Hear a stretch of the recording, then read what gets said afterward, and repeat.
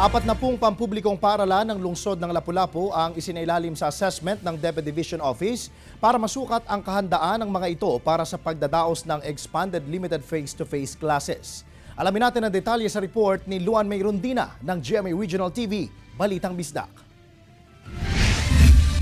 Ito ang ilan sa mga estudyante ng grade 3 na kabilang sa simulation ng expanded limited face-to-face classes ng Timpolok Elementary School.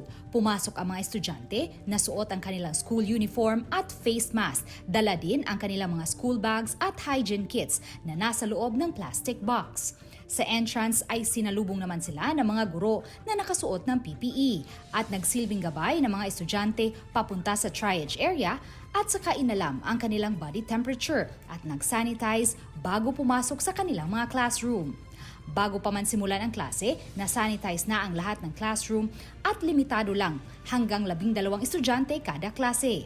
Ipinaliwanag ni Amor Tero, principal ng Timpolok Elementary School, na inihanda na nila ang lahat ng mga rekisito para mabigyan sila ng safety seal at mapayagang makasama sa expanded limited face-to-face classes.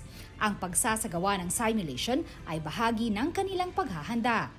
Mga estudyante lang ng grade 2 at grade 3 ang pinapayagang makalahok sa nasabing simulation.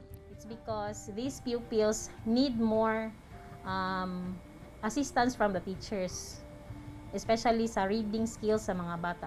Ayon naman kay Dr. Reynold Vilos, Chief Education Supervisor, School Governance and Operations Division sa DEPED Lapu-lapu City, nasa 40 paaralan na sumailalim sa assessment. 25 lang sa mga ito ang nakakumpleto na mga rekisito.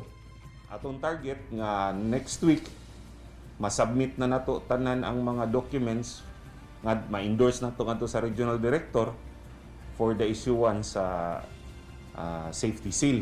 Pinaalalahanan naman ni Vilos ang mga school head na hindi kinakailangang pasalihin ang mga estudyante sa mga isinasagawang simulation. Klaro kaayo sa ato ang guidelines nga ang simulation among the school personnel. Sa Marso 14 ang opisyal na pagsisimula ng expanded limited face-to-face classes, ngunit ayon sa principal, may pahintulot ng kanilang mga magulang ang mga estudyanteng sumali sa simulation. Nakita na mo, ma'am, nga nangindot nga na ang mga bata kay tanaw man namo kung unsay mas maayo. Unsay mas maayo nga ma-improve pa gyud ang among protocols. Nilinaw naman ng DEPED na hindi required ang vaccination card para makasama ang mga estudyante sa expanded limited face-to-face classes. Pero ginawa itong rekisito at dapat bakunado ang lahat ng teaching personnel. Ako si Luan May Rondina para sa GMA Regional TV.